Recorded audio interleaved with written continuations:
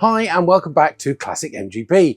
Now we're in the garage today and we're going to tackle one of those slightly tricky subjects. It's MGB electrics. Now I don't pretend to be a complete expert on this, and I would advise you very strongly to look at a couple of books before you tackle anything. First is the manual, which is the standard Haynes manual. It's got some quite good electrical stuff in it. And secondly is this book, which is MGB Electrical Systems. And you can see I've used mine a lot because the pages are coming out. Really clear, concise information about the MGB's electrics. But before we go into the practicalities, let's delve into a little bit of theory in terms of the electrical systems. Now, if that's basically teaching you to suck eggs, then please feel free to skip this section and jump straight on to the tools that we're going to use and what we're going to do on the car. So let's start by looking at the most common terms you'll come across in electrical systems, what they mean and why you need to know about them. Now, most people understand that the MGB is a 12-volt system. What does that actually mean? Well, in simple terms, voltage or potential difference measures the pushing power of an electrical source, like a battery or the mains electrical supply, and it's measured in volts. The standard MGB actually used two 6-volt batteries wired in series to deliver 12 volts, although many owners, me included, have replaced these with a single 12-volt battery. As we've said, you can safely touch 12 volts without being electrocuted, so the only danger you need to be aware of really is short circuits, but more on that later. Just to reinforce the point though, this does not include the high voltage or high tension ignition circuits. Steer well clear of those for the moment. So that's voltage. Let's look at amps. Amps, short for amperes, measure current flow in a circuit. Generally, the more current that flows, the more electrical energy that's available. And that brings us on to the third term, watts. Watt's law is a simple mathematical equation that calculates electrical power and is simply the voltage applied to a device multiplied by the current that flows through the device. So let's take a real-world example and look at how it's used. Let's start with a 12-volt car battery. We can check the voltage using a multimeter by connecting the negative probe to the negative terminal, the battery, and the positive probe to the positive terminal. You might think that doing this would cause a short circuit on the battery, but this doesn't happen, as the multimeter and all tools designed to measure voltage have a large resistance restricting the current that can flow. Let's add a typical headlight bulb, wiring this up by connecting the positive and negative to the battery. The light bulb lights! Eureka! Incidentally, it doesn't matter which way round you wire normal filament bulbs, they'll work both ways, but that isn't the case with LEDs or light-emitting diodes, as they only allow the current to flow in one direction, so it will only work if connected the right way round. If we wanted to measure the current flowing in our circuit, we could change the setting on our multimeter to amps and connect it in series in the circuit like this. However, if you're unable to measure the current, you can calculate it using Watt's law. So let's do the calculation based on what we know. Well, the battery is 12 volts and the bulb is rated at 55 watts. Some simple arithmetic tells us that dividing the power in watts by the voltage gives us the current flowing in the circuit. So in this case, 55 watts divided by 12 volts gives us a current of around 4.5 amps. Great, you say, but why is that important? Well, a certain thickness of wire can only carry a certain amount of current. Try to force too much current flow, the wires overheat, and this can cause a fire. So it's really important to make sure that any wire in the system can handle the current it needs to with some margin of safety. In our example then, we need some wire rated at a minimum of 4.5 amps. Of course, you can always use a wire that's rated higher than the required current, and many restorers actually use looms with a higher capacity wiring just to create an increased margin of safety. However, usually the higher the current, the thicker the wire has to be to carry that current. If you look at the main connectors to the battery, you'll see the wire to each is really meaty, and that's because a car battery needs to deliver huge amounts of current, up to 200 amps, to start the engine. But what if something goes wrong in our circuit and instead of the current flowing through the bulb, the current flows directly back to the battery? This is known as a short circuit, of course. In this case, a massive current would flow. The wiring would melt, and if not disconnected, a serious fire is almost certain. Fortunately, there's a solution, and it's one which most people know about. It's called a fuse. This has a maximum current rating, and if this level is exceeded, the fuse blows, safely isolating the circuit.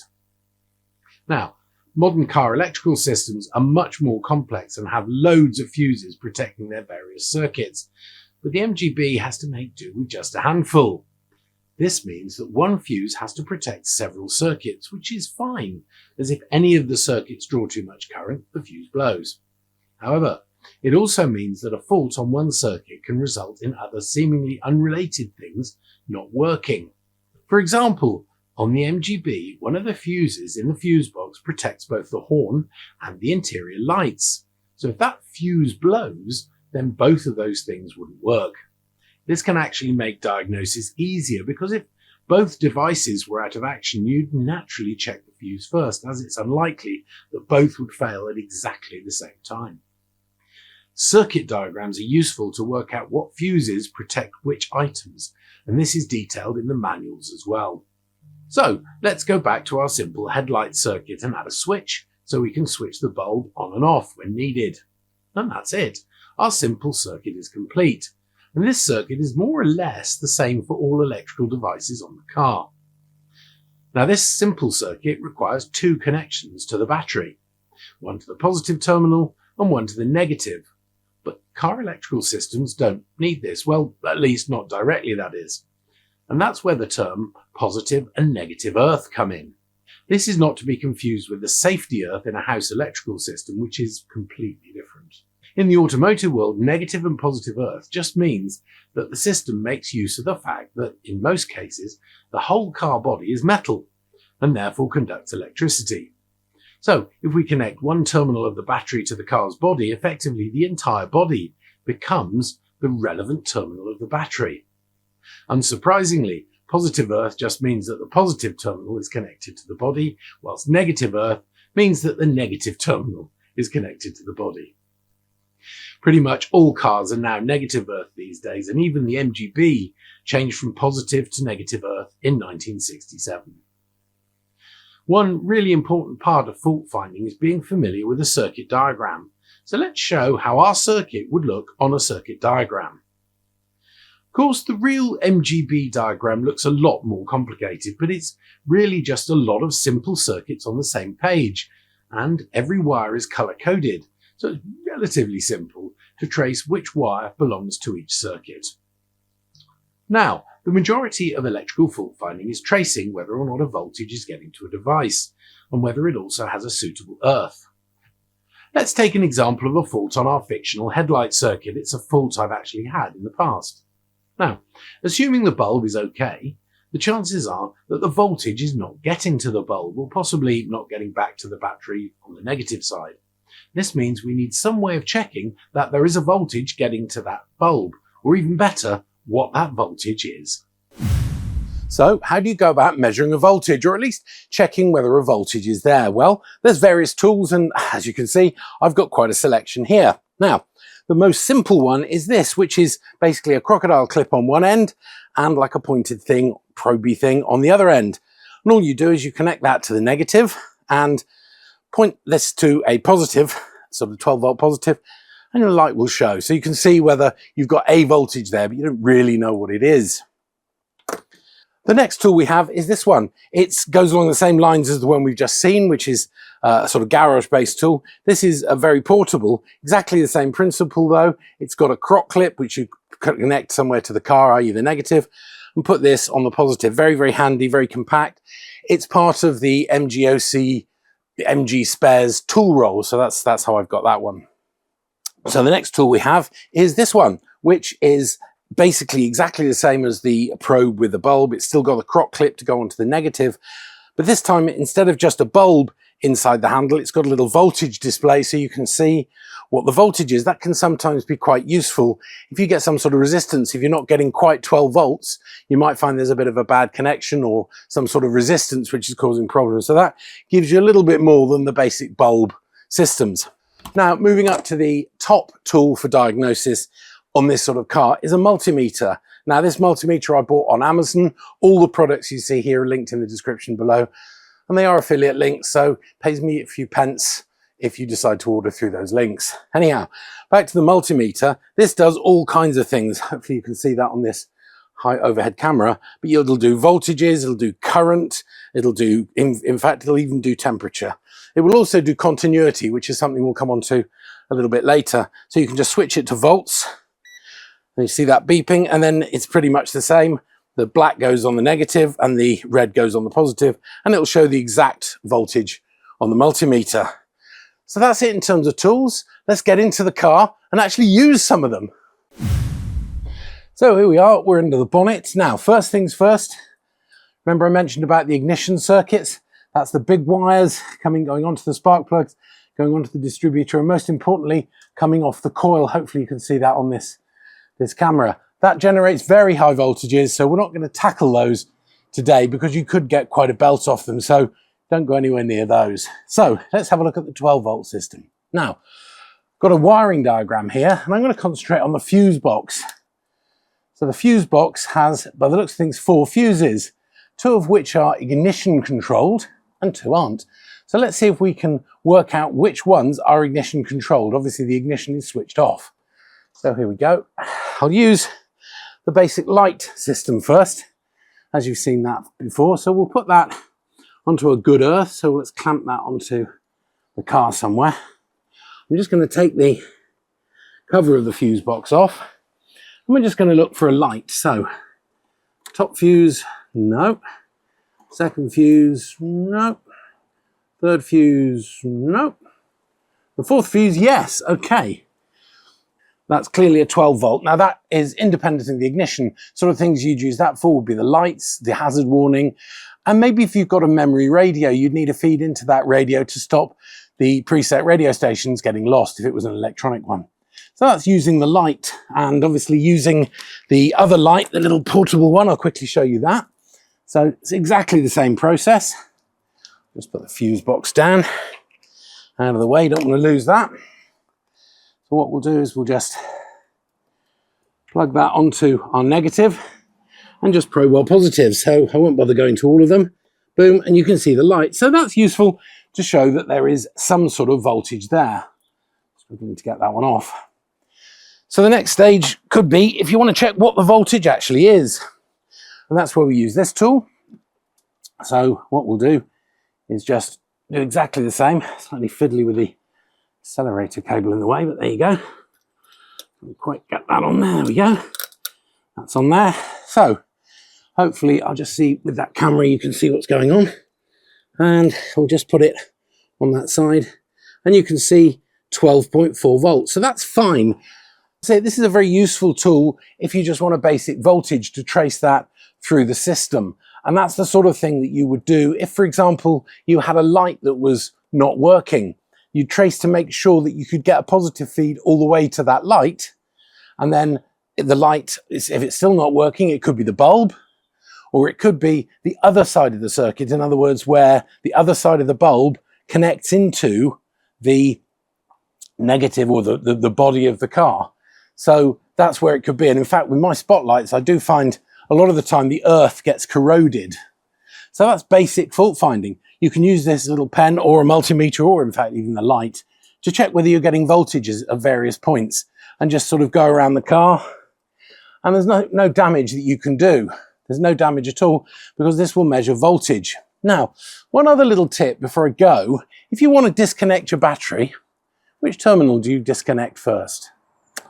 Well, if you think back to our negative positive earth idea, if you take the spanner on your battery and then that spanner hits the body of the car, if you do the positive first, you're going to get a massive spark and it's really not going to be very pleasant. But if you do the negative first, it's all negative. So you can just disconnect it away. If you hit the body, it doesn't matter. And of course, once you've disconnected that negative, then the positive can't flow back to that. So you can then undo the positive.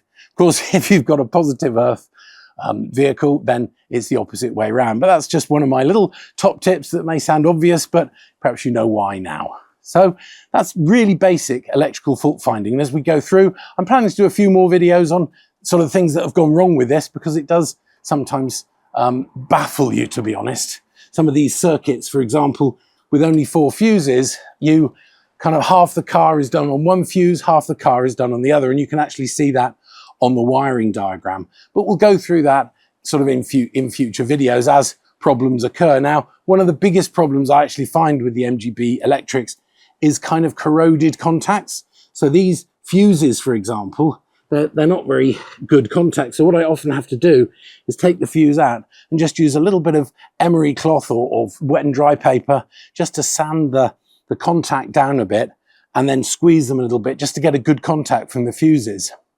So you can see from here, though, this fuse actually connects to multiple different cables coming out, because that fuse is shared by a number of different devices.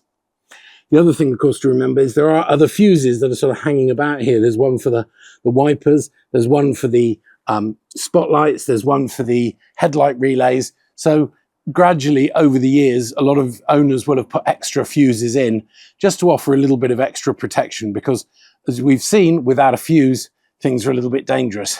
Anyway, back to the bench. So there you go. That's various ways that you can look around the car and hopefully diagnose some of those basic electrical gremlins that are actually quite straightforward to fix. One other thing you can't do, though, is to check with those tools continuity between 2 points. So you've got a bit of wire running from the back of the car to the front of the car. And if you've got the battery disconnected, which sometimes you need to do with electrical work, how do you know whether those 2 points are actually connected? Well, you could put a voltage on one end and check for the voltage on the other end, but sometimes that's difficult. So in that case, we'd use a continuity checker.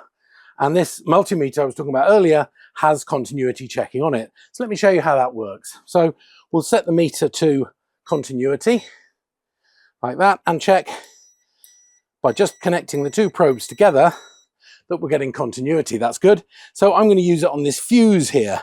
Now, if I put one on one side of the fuse, one on the other side, you'll see that's a perfectly good fuse. So that's it, really. A little bit of an introduction to MGB electrics. Now, I certainly haven't covered everything, all the intricacies. There's the ignition system. There's a lot of things that I simply haven't covered, and we might do that in a future video. But if you've got any tips for users, drivers, owners, electrically, please give us a shout, drop us something in the comments, and we can share that experience and possibly even do another video. If you've enjoyed this video, please give it a like, give it a share, and it'd be great if you'd subscribe to the channel, because all of those sort of things really help. As always, many thanks for watching, and take care.